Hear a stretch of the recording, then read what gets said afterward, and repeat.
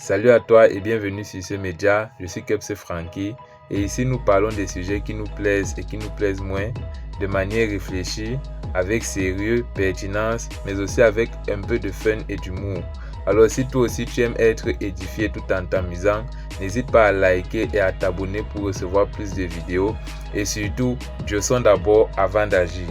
Alors aujourd'hui on va parler d'un sujet qui me parle particulièrement parce que on m'a très souvent dit Kepse, tu as une façon caduque de réfléchir, tu penses comme si on est encore dans les temps anciens, tu réfléchis comme dans les années 1930, le monde a évolué.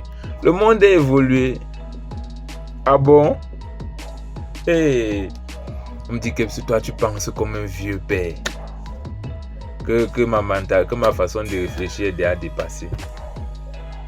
Que ma façon de réfléchir est déjà dépassée, que je réfléchis comme un vieux papa, que je dois me mettre à jour. Je dois me mettre à jour, que le monde a évolué, d'accord, ok. Et bien sûr, je dois me défendre. Je dois bien justifier ma façon de réfléchir. Je ne peux pas me laisser faire comme ça.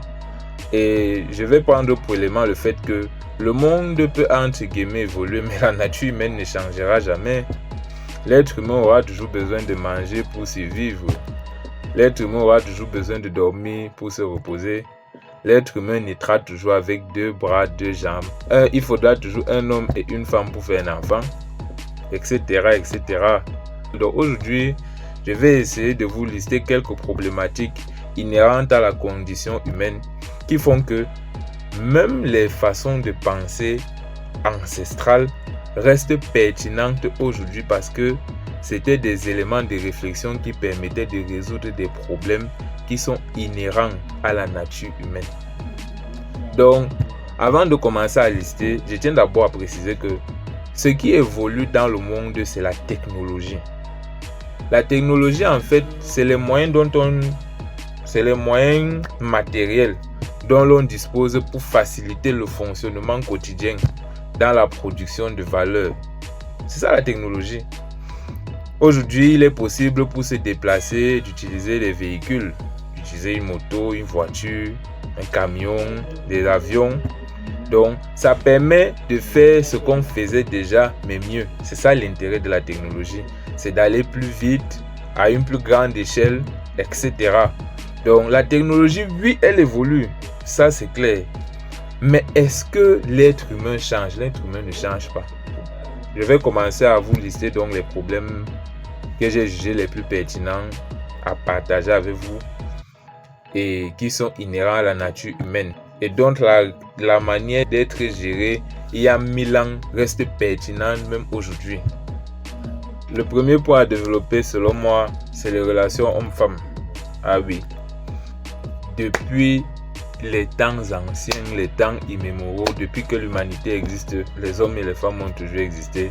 Et les hommes et les femmes se sont toujours mis ensemble pour avoir des enfants, pour fonder des familles. Donc ça veut dire que c'est un problème qui est inhérent à la nature humaine. Et donc la manière de gérer la relation de couple, de gérer la famille d'il y a plusieurs années peut rester pertinente même aujourd'hui.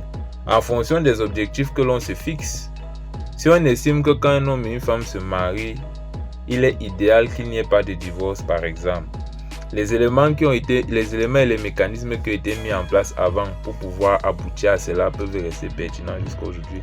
Si on se dit que quand un homme et une femme se mettent ensemble, c'est pour pouvoir avoir des enfants qu'ils vont bien éduquer, les mécanismes qui ont été mis avant peuvent être pertinents aujourd'hui, même si la forme est différente. Moi, je me dis que c'est même justement parce qu'on se détourne de ce qui avait toujours été fait avant qu'on observe beaucoup de dérives aujourd'hui. Des enfants de moins en moins bien éduqués, de plus en plus de divorces. Mais là, on pourra développer ça dans une autre vidéo. L'autre point, c'est la gestion des conflits. De tout temps, l'humanité a fait face à des conflits qui naissaient très souvent de combats pour les ressources, les territoires, les croyances, la liberté. Et ça, à toutes les époques.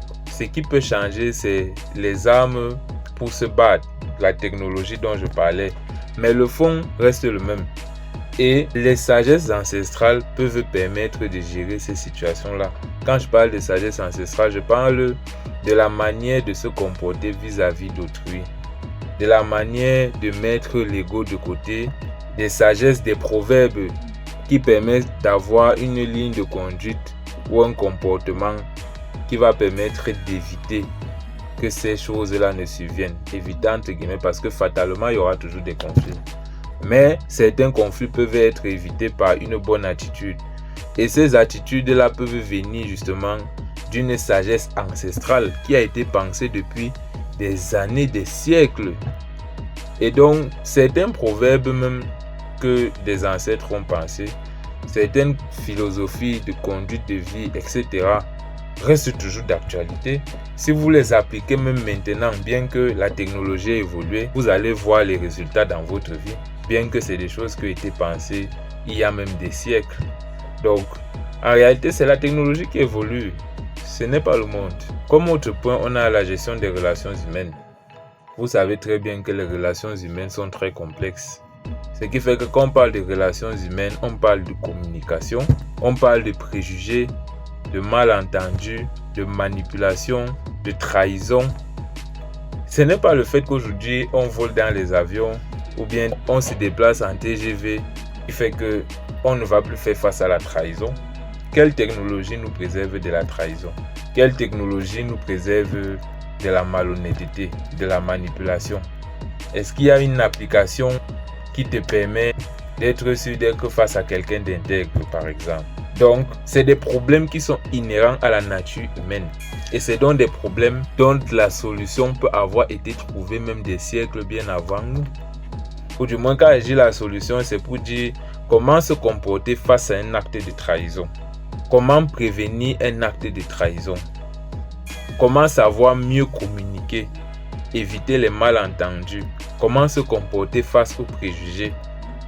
Ton ancêtre d'il y a 2000 ans pouvait être quelqu'un qui savait le faire mieux que toi actuellement. Est-ce que c'est parce que tu connais ChatGPT ou bien que tu as l'iPhone 16 que tu es nécessairement plus sage que lui? Non. Lui, il était peut-être quelqu'un qui savait mieux se faire comprendre des autres. Peut-être qu'il était quelqu'un qui savait mieux se mettre à la place des autres.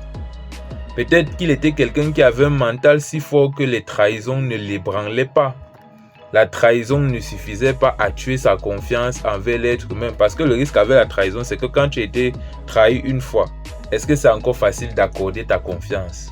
Peut-être ton ancêtre d'il y a 5000 ans savait le faire mieux que toi. Alors pourquoi tu penses que le monde a évolué, que la sagesse d'avant ne s'applique plus aujourd'hui? Non, la sagesse d'avant s'applique toujours aujourd'hui. Un autre point que j'ai envie de développer, c'est la quête de sens. De tout temps, l'être humain s'est toujours questionné sur le sens de sa vie, le rôle qu'il a à jouer sur cette terre. Pourquoi vivons-nous? Quel est notre but sur la terre? Que se passera-t-il après la mort? C'est des questions qui sont inhérentes à l'existence humaine et dont les réponses que nous avons même aujourd'hui datent même de plusieurs millénaires, parce que les réponses à ce questionnement, on les retrouve entre guillemets dans les religions. Par exemple, aujourd'hui tu dis que tu es chrétien. La religion chrétienne date de combien de millénaires? Bon, et là je parle même de la religion chrétienne. La religion chrétienne n'est pas forcément l'histoire de Jésus, parce que c'est pas Jésus qui a créé la religion chrétienne. Donc tu crois en Jésus, tu crois en Jésus-Christ, tu crois en Allah, tu crois au prophète Mohammed. Ils ont existé il y a combien de siècles? Mais tu crois aux préceptes de ces religions-là, non? Tu crois à ce que ces prophètes-là ont eu à enseigner, à ce qu'ils ont pu donner comme révélation? Parce que la sagesse de vie ne change pas. C'est dans ces éléments que tu trouves la réponse à ta quête de sens, n'est-ce pas? Oui, tu trouves les éléments de réponse à ta quête de sens dans des choses qui datent de plusieurs siècles avant toi. Alors pourquoi tu penses que le monde a changé? Le monde n'a pas changé. Le monde n'a pas évolué. Non. Le monde n'évolue pas. Le monde n'évolue pas. Il n'y a pas, en fait, il n'y a rien de nouveau sous le soleil, comme on dit. On prend les mêmes et on recommence. Et le dernier point que j'ai envie de développer, c'est le pouvoir. Partout où il y a un regroupement humain, il y a une hiérarchisation qui se dégage. C'est toujours comme ça. Donc, en réalité, le pouvoir est inhérent à la nature humaine. Et donc, ça aussi des dérives. Comment gérer l'avidité humaine, le fait que les gens veulent dominer les autres. Comment désigner de bons dirigeants, de bons leaders, un bon chef, un bon roi. Comment faire ça? C'est des questionnements qu'il ne faut pas avoir l'orgueil de penser qu'on gère mieux que ceux qui étaient là avant. Et la preuve qu'on le gère même moins bien, c'est que beaucoup se plaignent. De nos jours, il y a beaucoup plus de plaintes sur les dirigeants qu'il y a certainement une centaine d'années. Je pense qu'à l'époque où c'était essentiellement les chefferies qui régnaient en Afrique, par exemple, les gens se plaignaient beaucoup moins des dirigeants. Ça veut dire que le modèle des chefferies est un modèle qui avait été très bien pensé par rapport aux réalités sociales et culturelles africaines. Si je ne prends que cet exemple, aujourd'hui, par exemple, on s'est orienté vers la démocratie. Bon, il y a les commentaires qu'on connaît, mais je ne pense pas qu'avant, les gens avaient autant de commentaires, entre guillemets, négatifs sur la manière de gérer le pouvoir. Donc, on pourrait gagner à se questionner sur la sagesse ancestrale en ce qui concerne le pouvoir pour voir comment l'implémenter dans notre contexte. L'adaptation par rapport à notre contexte ne viendrait pas du fait de changer le fond, mais juste la forme, parce que la forme change car la technologie change. Je reviens encore avec la technologie. C'est la technologie qui change, mais le fond ne changera jamais. C'est la manière d'implémenter qui change, mais le fond ne changera jamais. Donc avant de dire que KEPS a une mentalité rétrograde, il a une mentalité caduque, une mentalité dépassée, une mentalité des années 30. Avant de dire ça, questionne-toi si est-ce que la réflexion de KEPS est pertinente par rapport à la réalité humaine. Si tu n'es pas capable de te faire ce questionnement, cherche à comprendre même d'abord quelle est la réalité humaine. C'est peut-être là que commence le problème très souvent. Parce que je me rends compte qu'on vit dans un monde de mensonges, un monde fantaisiste, où les gens ont réellement oublié ce qu'est l'être humain.